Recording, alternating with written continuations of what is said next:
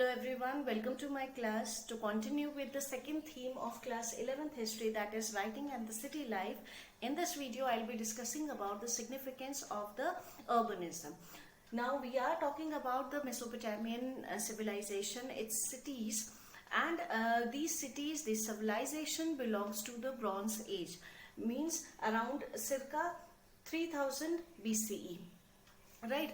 Now, talking about urbanism, when we talk about the city life, urban life, then there are certain peculiar features of urban life.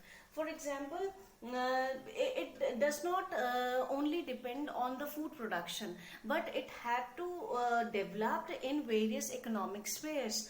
It should include other aspects also, like the food production, no doubt, trade, manufactures and services. Now, some of the important features of the city life includes the interdependence of people on each other. See, when a large population lives in an urban center in cities, then they cannot perform tasks of their daily life themselves. Right, they need to depend on various types of services. So it shows that the people need to involve in various economic activities, and thus in a society we depend on each other for these services. Right. Then specialization of crafts, people involved in different economic activities performing different craft production, making specialized goods. This is again an important feature of city life.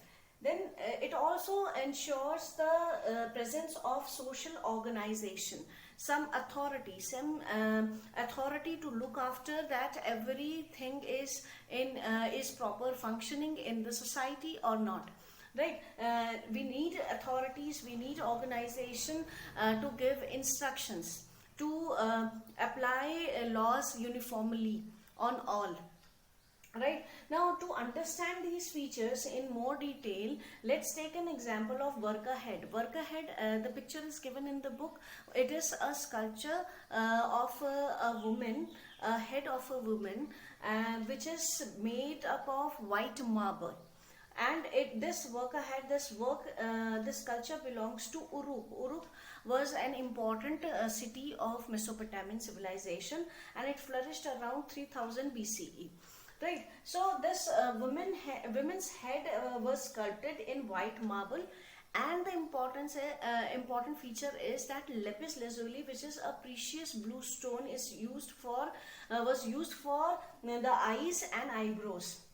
And the feature of the face, the chin, the nose, cheeks, all these things were admired for its delicate modeling. Now, why we are discussing this sculpture in detail? Reason being the things that were involved in making this particular sculpture. If we talk about the different stages of making the sculpture, from the first stage of procurement of the raw material from distant lands till the final making of the sculpture, many specialized persons were involved. Right, and this shows that how the specialization of craft were taking place at that time, and how different people were involved in producing a single good. Right, so this is all about the features of urbanism that we found in the Mesopotamian cities.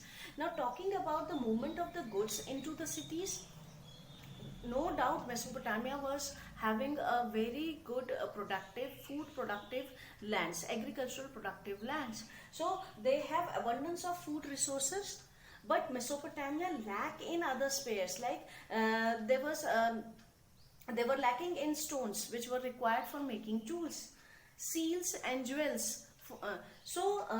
They were lacking in these things, and they have food resources in abundance. So these food resources need to be exported, and these goods need to be imported. So the import and export of commodities were done through trade, and rivers were serving this purpose of providing routes to carry on trade or with the distant lands. So in the later in this chapter you will study about river Euphrates was used as a world route. Right, we'll be discussing about Euphrates and its importance for trading later on in this chapter. Now, when the trade flourished, when the exchange of commodities started taking place, then the development of writing also took place. Reason being, when trading is done, then it need to have records of these transactions. So writing also developed. So the transactions were mentioned in the tablets, the clay tablets. The detailed transactions were mentioned in these clay tablets. And tablets. This development took place around 3200 BC, and this development of writing played an important role in keeping records of the transactions. So this is how the movement of the goods into the cities took place, and trading flourished in Mesopotamia and became one of the important factor for the urbanized city life in the Mesopotamian civilization. So this is all about the urbanism of Mesopotamian civilization and cities, and go through these points, make your notes, and please like, share and review and write your comments in the comment section. Thank you for watching this video.